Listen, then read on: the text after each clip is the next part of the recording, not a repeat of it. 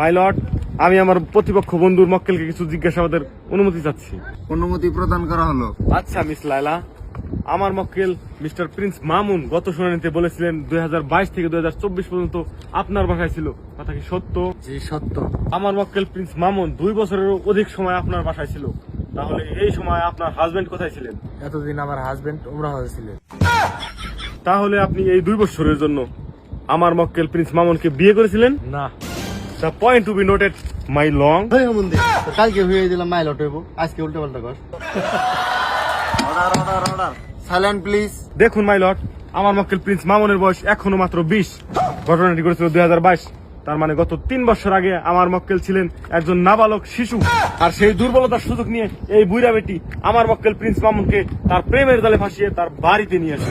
Objection your honour, আমার মক্কেল Mrs লাইলাকে বুইরা বেটি কইয়া অপমান করা হচ্ছে। অবজেকশন সাসটেন্ড। ধন্যবাদ my lord.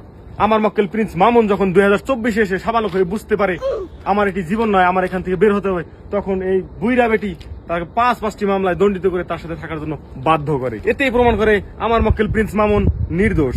Order order order, সমস্ত সাক্ষ্য প্রমাণের উপর ভিত্তি করে বন্ধ করেন আপনার অর্ডার। ওই ধরনের গেতেছে গে।